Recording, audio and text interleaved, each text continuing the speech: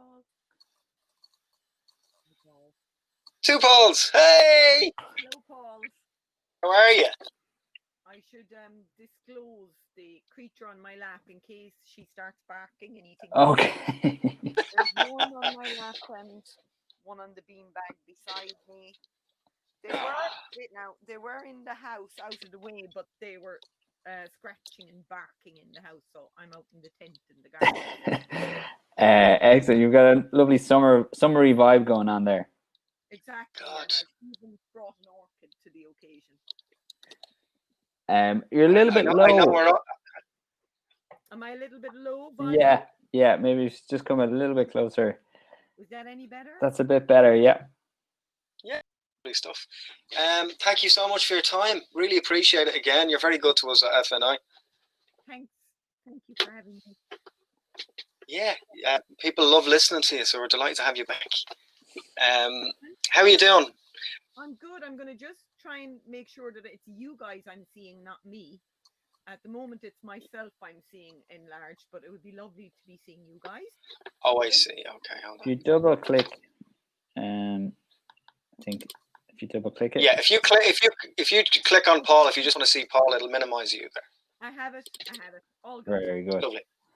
Brilliant. To see you both. Woohoo! The last time we talked to you, I think it was like the Friday of the release of Float Like a Butterfly into cinemas. So what was the rest of that experience like? Well, the sleep deprivation was pretty intense, but I think I discovered I do pretty good acts of channeling, we'll call it, while I'm sleep deprived. But yeah, it was extraordinary actually. Eclipse Pictures released the film for us. Oh, lovely. I think we were extraordinarily lucky there because it's two sisters, Siobhan and Claire, who run it, and they're the longest running distribution company in Ireland. And now that release, they'll release a picture for a fee, which is very different to other companies. But I was amazed at how much care and attention they gave the release on the basis of, what I imagine would be quite a tidy, or, well, tidy might be the wrong word, but they definitely, I'd never felt that there was just a case that it was a case of, well, look, we've given it enough now, we have to move on. I had a sense that they really understood the film and therefore understood how to reach the audience. And I think that's the biggie in Ireland, is that we didn't have a lot of money for that release. We had Screen Ireland probably gave us their maximum grant, but that's in the realm of, I think it's around the 40,000 if you're lucky. And that's tiny when it comes to promoting a film. I mean, it's so small. And yet, part of I think watching what happened with our release, it shows me that essentially Ireland is still small enough to access interested groups, if you understand the film well enough. And that's where people like Eclipse, I did feel they genuinely loved the film. And I think, where people love something, it's just much easier. And I felt there was a real affinity between us as people. But they're long enough at it to identify they've connections and they've quick routes to communities of interest that the film might appeal to. But it certainly showed me, I mean, I'm always quoting Ken and Andrew in Venom and how they released his and hers. And I remember a woman I know, Sheena Byrne, she sat, I mean, she wasn't in working in distribution, but she sat and rang, I think it was women's groups all over the country for that film. And she organized buses. So she got large groups coming. And I think if you have a short window of opportunity in terms of staying in a cinema, it's nearly easier access groups than individuals. And accessing them is through relationships, really. It's still, even that side of filmmaking is relationship based. And if you haven't got the big money, which I think, very few Irish films will have for their release, it becomes even more imperative that, it's relationship based and that you are in partnership with people who really understand your film and can, because obviously if they bring the wrong people to the film who don't enjoy it, then it won't build audience. But we had the screenings that I was present at, and the feedback from cinemas was that it was very well loved. So the right people were coming to the cinemas, and it was a very strange demographic. It was more like because very often it's easier sell to a narrow demographic, but the film was definitely playing to from 12 to very elderly. So the retirement groups were going. If we'd had a longer lead in, we'd have had far more school groups, because we did have school groups. But that takes a lot of management. Ironically, if your film is a bit narrower, if it's kind of a funky, edgy horror, then you know how to reach that audience maybe. But this was ironically playing very well to a very mixed kind of demographic, which was of interest to the cinemas, and I found that fascinating. The cinemas were very good to us, and you would think, oh no, well, it's all about box office. I would say they paid attention to the fact that we were bringing in, like in West Cork, we stayed in a few of the cinemas for about 7 weeks, and Wow. brought in audiences. They had a lot of people saying they hadn't been in since the War of the Buttons. So they might have had people who hadn't been in a cinema in 20 something years. And now they valued that. And we had a lot of repeat, even, when it was people with no connection whatsoever to the film. We had a lot of people going back, bringing family members, because the film, I suppose, in a way, is a mechanism for healing amongst families as well as an entertainment. It can do certain things. And I did feel that the cinemas were very responsive to the emotional impact of the film. So if it had a big impact emotionally, they just ran it longer.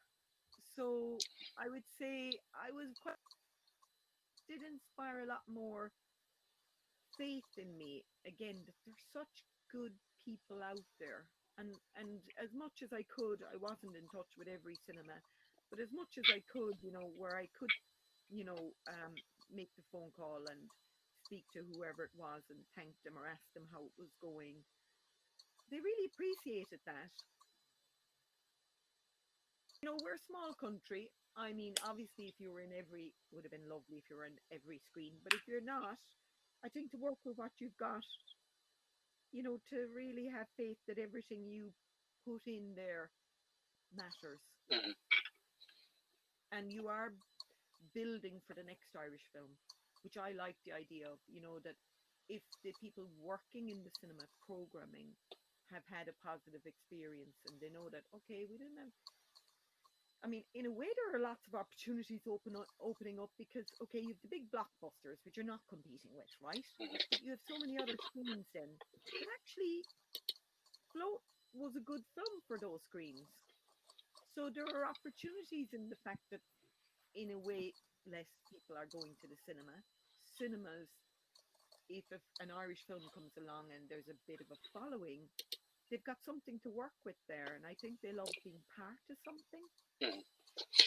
It's that band, isn't it? It's that the cool band, and it only being your baby. That sense of ownership over something initially is a very special place when somebody connects with something creatively. Which is kind of a really lovely sweet spot. How do you feel the Hold on a minute. Technical issue. I see messages coming in that people can't hear me. Can you hear me any better now? There's messages here saying, would Carmel have headphones with a mic? Yes, can't hear here either. Can you can any of you hear any better now? I can hear you. I can hear you fine. Sorry about That's that. okay, Paul. Can you hear Carmel all right, yeah? Yeah, it's just a little bit low, but if I turn it up, I can. I don't know if you can get any closer.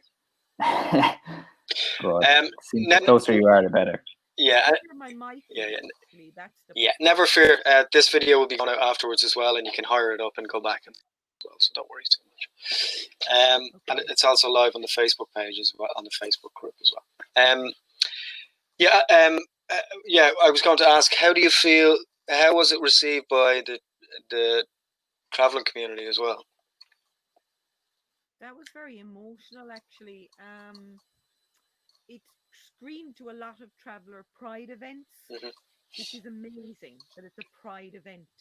The travelers take such pride in the film as to show it as, and very often in some smaller prides, it's been the singular event, and there's been huge outpouring of emotion. Extraordinary. I mean, some of the parents of the kids in the film who'd be travelers themselves, I was amazed because they're just not watching their kids on the screen when they watch the film. They're watching the film. And it just, that to me says an awful lot. Like, they're not waiting for the scene when their daughter, their son is on screen. They're just in it for themselves because emotionally there was such a massive buy-in. I know that in Traveller Pride in Cork, like people talked at the screen, to the screen, in the way we do when we're fairly underrepresented on screen and feel so alive to it. Because I suppose, and everybody had their, I got a lot of feedback around, you know, people's favorite scenes and being brought back to the rabbit hunting and just all of it. But emotionally, we definitely tapped into a lot there. And I think you can see with the O'Reilly sisters in the news coming out so strongly in solidarity together about the abuse they experienced from their father. You can see that there is a zeitgeist happening, and definitely the film is part of that. And even though I might have wanted to make the film, you know, a few years back, I would say we needed to be closer to that happening for traveler women, for you know, that the film took happened when it could happen, when it could be part of that zeitgeist. Because obviously it's a tightrope really to walk, to engage with a community, to tell a story from within a community that's, you know, experiences great prejudice, and to look at the problems within that community or within a family in that community obviously can be hijacked for racist kind of purposes. But that didn't happen. I was thrilled that we didn't get mired in a kind of conversation that seemed politically radical, but really at heart was just ignoring people's human realities and their right to be at complicated intersections in their life in terms of loyalty to their community, but that at odds with the fact that, well, actually someone in my community really hurt me and I need to be able to talk about this. So I had shivers down my spine when I saw the Seven Sisters coming out, because that's an absolute landmark. It's an extraordinary moment. And really the whole raison d'etre of Float Like a Butterfly was to put up on the screen a girl. I mean, and she loves her father, but a traveller girl who, when she boxes her father in the face, highly justified, that the audience cheer her. And travelers cheer just as much as settled people, and I would say maybe even more, while at the same time saying, oh, a Pavi Lakeen would never do that. And I'm saying that's the point. We're going to see it. And I'm thrilled that now we have a situation where actually 7 women and their aunt, 8 women, you know, not only stood up together, but, you know, in public hugged and kissed each other and touched each other in such intimate, loving, loyal ways. I think the spirit of the film is very much alive now in what's going on in the world. What's the next step, Carmel, in terms of the home video release? And, you know, a film can have a completely different life then after. So what do you what are you looking forward to about that? It's strange now. I can see someone complaining they can't hear. I'm so sorry, Rosie O'Vegan. I'm kind of projecting madly here, practically shouting at you guys. I'm sorry, guys.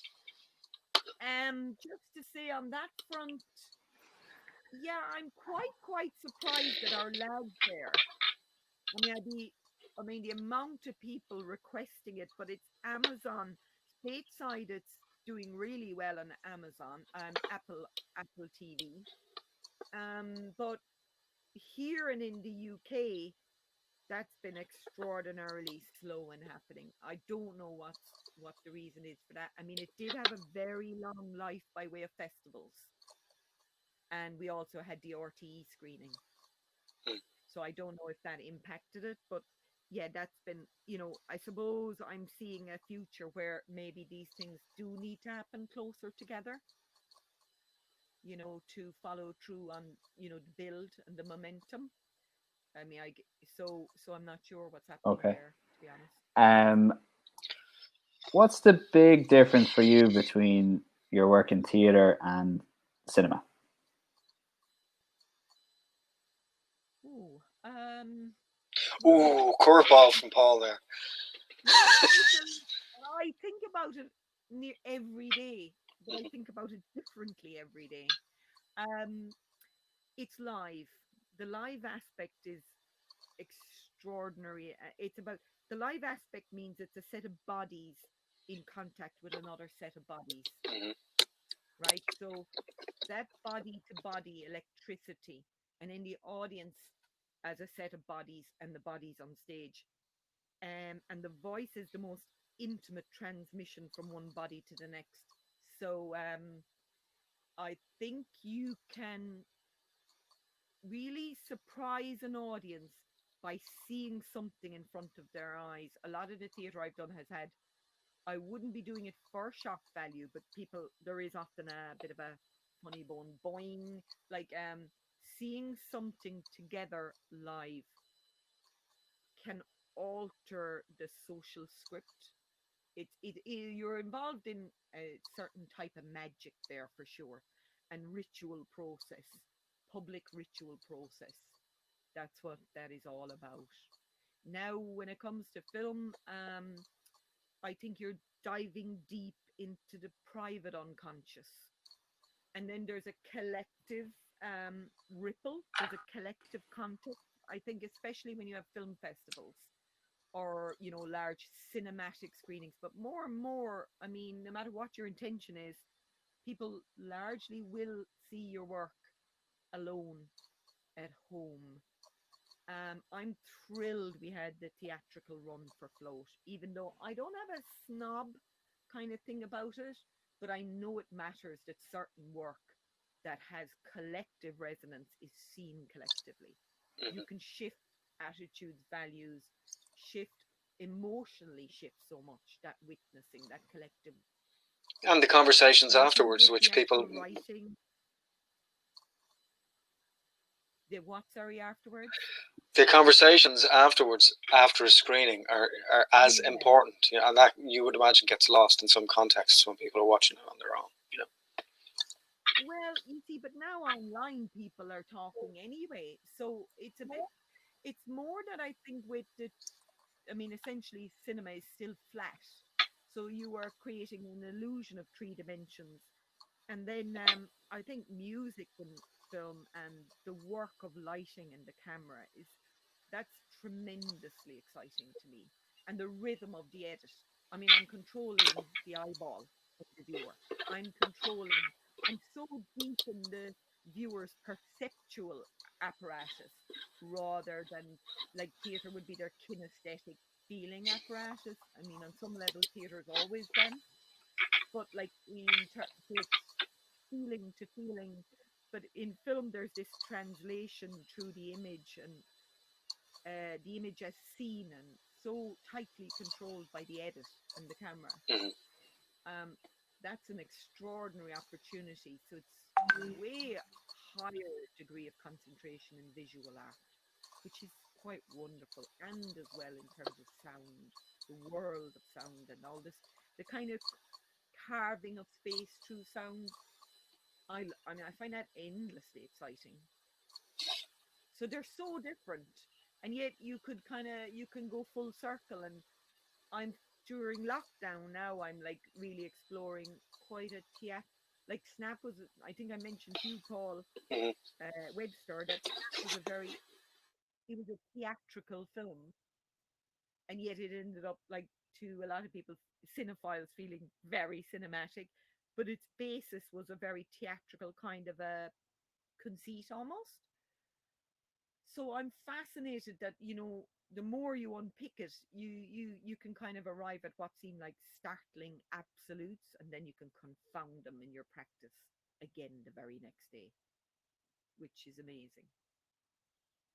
Um, And yeah, because we talked that a bit. Just your editing process. You touched on it there a little bit. Rhythm, like, are you like, is that something that you can really bring to the next film in terms of?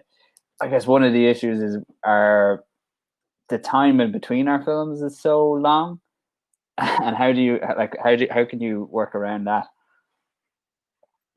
Well, Paul, I have fantasies of self-sufficiency. Lockdown has really brought my fantasy of DIY self-sufficiency to the fore. I'm literally even exploring how to animate myself, and I'm not an animator, but I'm like looking into all these like consumer animation apps basically, and I'm going, oh wow, look what I can do with this. So I sort of comfort myself with the notion of, if no one gives me a penny and I can't, get any support, I'll still make this film. Now that'll probably be an illusion that keeps me somewhat buoyant until the money does come and I do get to make the next film. Like, I'm cute to make this next film in next summer, but I have a notion to try and make one now while some artists are not being paid to work, to try and grab a few people and make a film really soon. That's exciting. So I've a few kind of notions about how I might do it. Um, Very tight collaborations with a few people. That's why I hope I'm, as a writer as well as director, I'm not actually entitled to the COVID payment, but I'd love if everyone had a COVID payment. I think give every artist COVID payment every week of the year, and then we can just nab each other and get to work. That's a very exciting idea. Brilliant idea. If only. Carmel, can I ask you? Well, Sorry, there's a bit of a delay. So we deliver. sorry, there's a bit of a delay on my part. I just want you, as being somebody from quite a large rural family, because you're one of 10 children, right? 12, excuse me. You forgot to. Excuse me. Do you? Wow. Wow. Okay. Do you think that how important is a strong sense of community to get through not just what we're all experiencing right now, but also do you think that plays a big part in the film experience for you as well? It's very important that you're all together marching over the hill, as opposed to one autocratic voice leading things. I think you strike me as very much a team leading by example director. Well, I do love other artists' art. I mean, I think what I adore about film is that you're reliant on other artists, and it's what you can go much further than what you could imagine if you surround yourself with the best people. That I'm definitely I'm even more ambitious to work with people who are way beyond myself. But I also, I mean, I suppose I think when it's the right people, you almost don't see the leadership.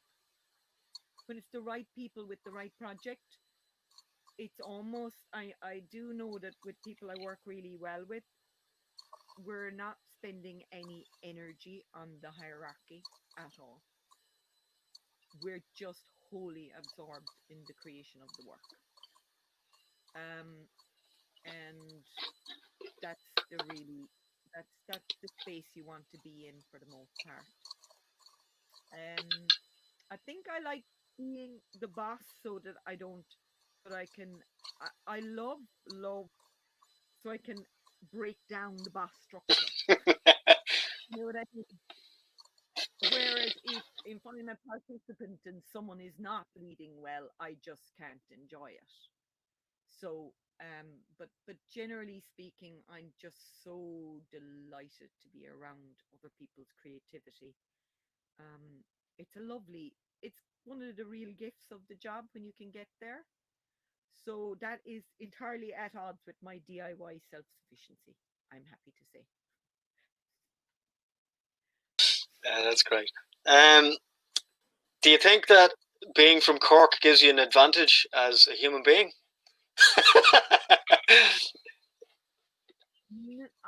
I've no idea, because if you have an advantage, well, you can compare the life lived with the life not lived.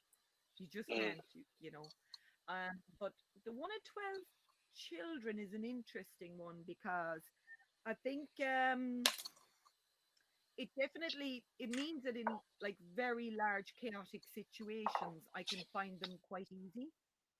um they don't feel difficult. I'm surprised at that, with float, the very large scenes, which I wouldn't have liked the idea of them going into them, I must say.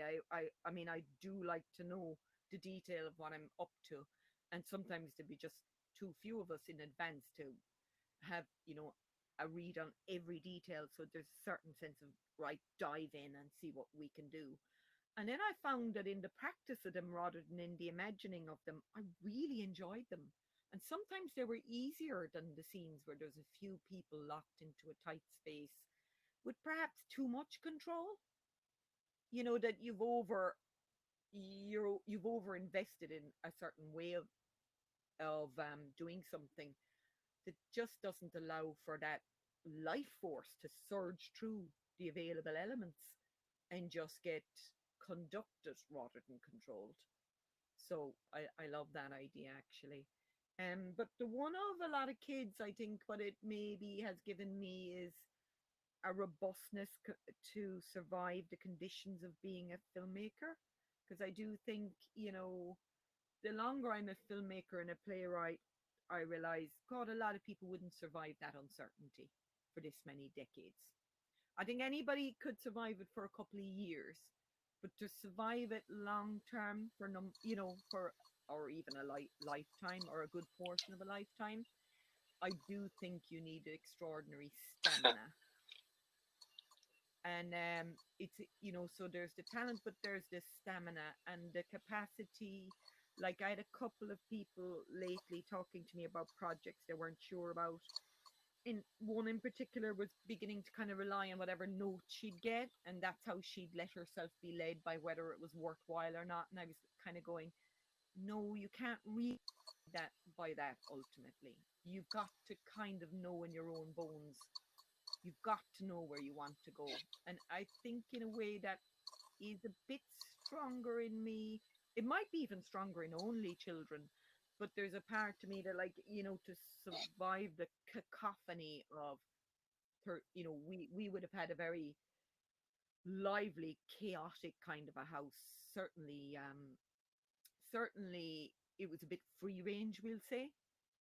And to survive that with kind of a sense of not so much oneself, but purpose, or vision, I think that has been useful.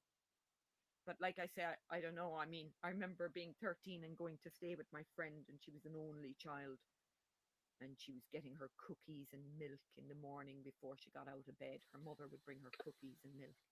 I was like, oh, what a delight! Can you imagine how geared up, how full your knapsack would be of survival tools if you had that kind of pampering and spoiling, or just that level of attention, actually, that amount of, like, I mean, where I've experienced freedom ultimately as a human being is knowing other people aren't nearly as involved in you as you think they are. Like, I go, people who would be worried about, oh my God, I was walking around with my skirt tucked in my knickers all day. And I'm going, you'd be surprised how few people would have noticed, is what I would say to them. So don't worry about it. You know Yeah, what I yeah. mean? It actually, people are, my knowledge from growing up in a large family is that people are largely preoccupied with themselves, their concerns, and you might as well be free. You might as well let yourself loose, because actually the person it matters most is you, and aren't that many people as interested in you as what you might think. There's kind of a quiet tenacity, I think, that you need, and I think that's something that you have. Well, a lot of us have it, and I did reach out in terms of that community that you were talking about, Paul Butler. Linux. Um, uh, I do feel I would need more. I'd love to experience. I live in the middle of nowhere. I'm continually putting my. I lived on an island for years. And I didn't know any artists living on that island. And in fact, the community I lived in was older, illiterate people. So I haven't placed myself in artistic communities as much as I think it would benefit me to do so. Because when I have reached out, I've been so warmed and touched and supported by the generosity of other directors, particularly. I've been amazed, like when any director that I reached out said, "Oh, what was it like to work with such a person?" or "Could you recommend?" or or just for moral sport, I didn't even know these people, and I reached out to them, these Irish directors, and I found them absolutely wonderful. So I'd say if I was advising myself, I'd advise myself to spend more time in that community. I think there's just wonderful people working in this country. Paul was going to say something there, was he? No, I think we're reached about time on that. So thank you so much, Carmel. That was, as always, a brilliant chat. Thank you. It's lovely to talk to you both. And I see that people are asking for a poll on the artist payment. Can I just say on that one, on a living wage business, the amount of value that Irish society would, I mean, the benefit to Irish society by artists receiving a living wage and not spending their time filling in application forms. We'd just be contributing all the time, Yeah. like we want to do. So on that note, lots of love to you all, and thank you so much Thanks. for having me on. Yeah, thanks very much, Carmel. Guys, listen back in. Carmel sat down very graciously with us before for a podcast as well. So if you'd like to know a little bit more about her previous experiences, check it out on the Head Stuff Podcast Network or on Spotify and wherever else. I'm going to let Ah. They were very They well were. behaved. So for everyone, yeah, if you go to this, hop out of this one and go to sessions, and you hop into the next one with Trevor Burney and Brendan Byrne. Thanks so much, Carmel. Thanks, Carmel. Bye. Thank you. Thank you.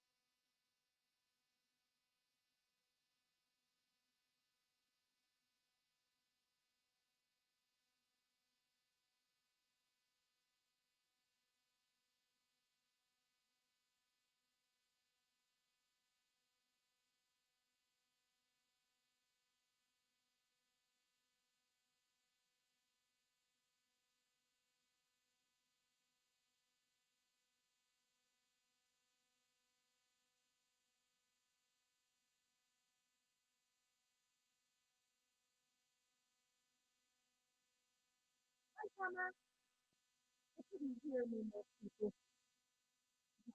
Loads of people couldn't hear me. One second, I just leave this.